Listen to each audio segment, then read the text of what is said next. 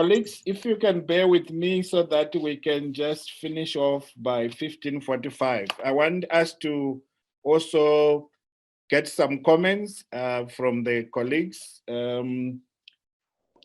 Do we have any burning questions? I know in the chat room there's things that have come up. I saw my sister Tsidi there. Oh, but I also see Cecil. Did you want to say something? No. Thank you very much, Ereck. Very good and interesting presentations. And I think overall there's a lot of proposals that are on the table. I think,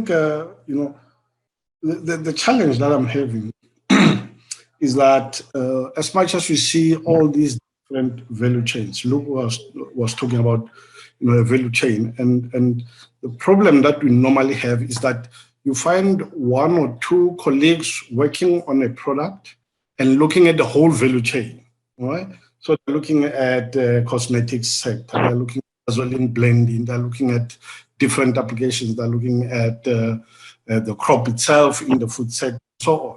So that in itself becomes a problem, and that is what sort of becomes a hurdle.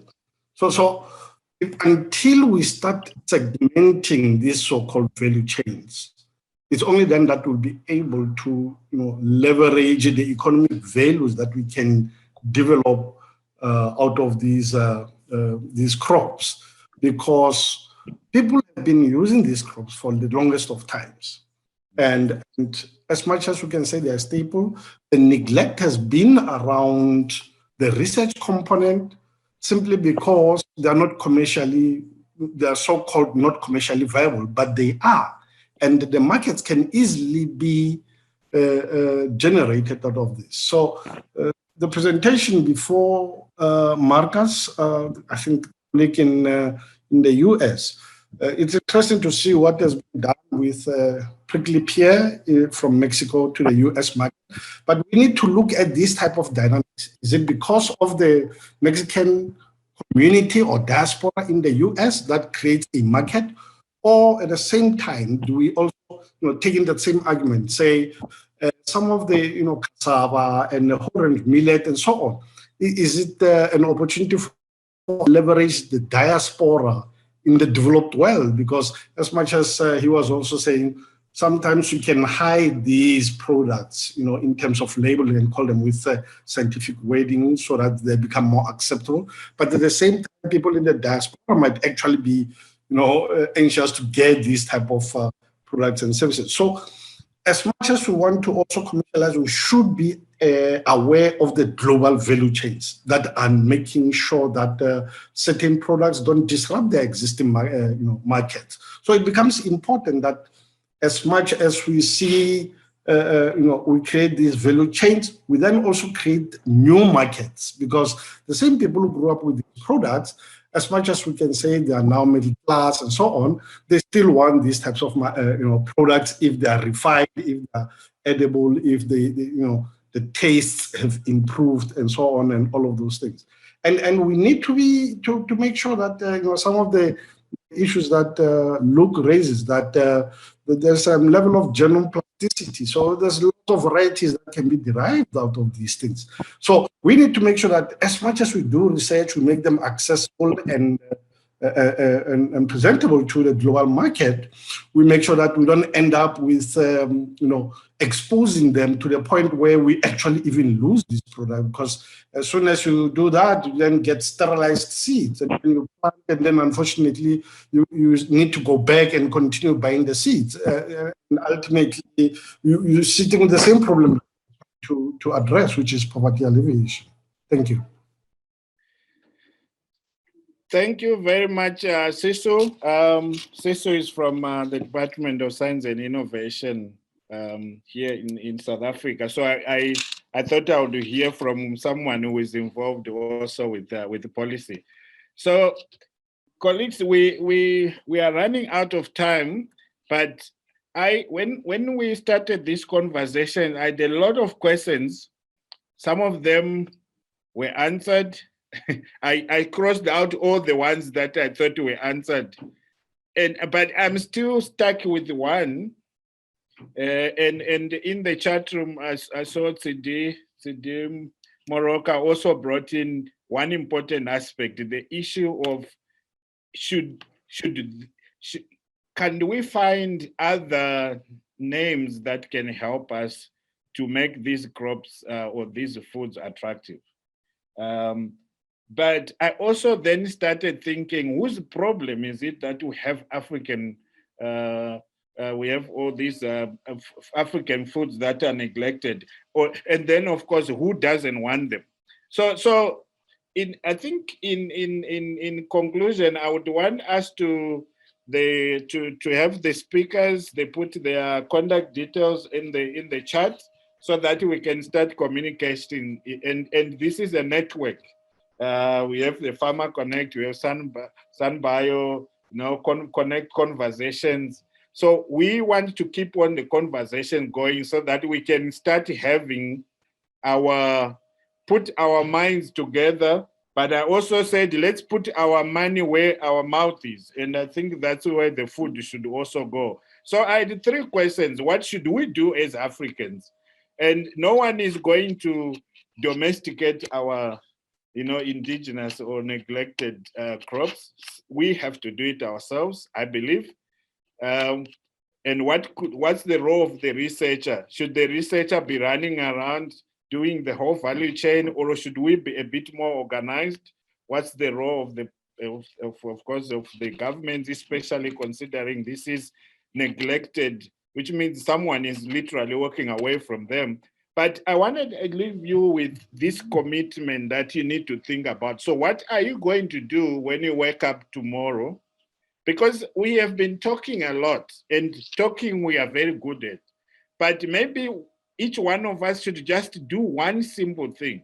And I want you to think seriously about what that thing is going to be that can help us to move forward in identifying with these. And I liked Roseanne's assertion that food is the foundation, was the foundation of civilization. So where did we fall off the bandwagon? And then if food is who we are, culturally, behaviorally, and religiously. So if we have neglected African crops, what does that mean philosophically in terms of identity? I want to leave you with that question. But let me thank you for listening and for being with us. I want to hand over to Prof. Katerere to close for us. Prof, the floor is yours. Okay. There's never enough time when you have an interesting topic. So thank you for indulging us with another 15 minutes. And I think there's thinking with Southvision, UI Southvision, that this will become sort of a regular event. We might even, have some business element to it, innovation element to it, innovation competition to it. So I think I'd like to thank all the speakers, and I'll just give them maybe a minute to summarize. What's the take-home message? I think, Ereck, you've said that tomorrow we need to wake up and have a different mindset around. I like to call them neglected foods because it's controversial, and that makes us do something about it, right? Yeah. Okay. So let's get Rosanna. 1 minute. What's your take-home message? Thank you. Well, my take-home message is basically, I think that maybe to answer the question was, whose problem is it? It's our problem. It's all of our problem, and not just Africans, but everyone's problem, because we have to feed the world by 2050. We have to feed over 50 billion people. And we need more nutritious foods, we need more sustainable foods. So this is all of our problems. And basically, I am very motivated and interested in working with people to basically get this message through, that we need nutritious foods produced sustainably. And we're the ones in charge of that. And we're the ones who decide what we eat. So going forward, as you said, South Asian, UI South Asian will be doing more of these events. And as I mentioned in my talk, from August up until December, we'll be also publicizing these stories about food. So that's what that's my action, to publicize the stories around these foods. And I'll be glad to work with you. Thanks. Very good. Okay, and then we will go to Tawanda, then Paida. Yes, David. Thank you. What I think is the key message here is neglected crops are neglected because they are not commercially viable. We need to find ways to make money out of these crops, create markets for rural farmers who are custodians of these neglected crops, so that we link them to the R&D people in food industry, and we can take these crops mainstream. And we should be proud of our identity. Many of these foods are our identity as Africans in Africa. We can't run away from that fact. So the more we identify ourselves with our culture, I think we can increase the value of our foods and bring pride and economic prosperity. That's it for me. Thank you, Paida, Marcus, then Luke. All right. Half a minute each. Thank you, Prof. Okay, quickly. I think we can safely say there's absolutely no reason that we should have anyone saying that they're not getting enough food, they don't have access to enough food, they're not able to produce enough food for themselves. We have the solutions in Africa. We have the solutions in our forests. We have the solutions in our backyards.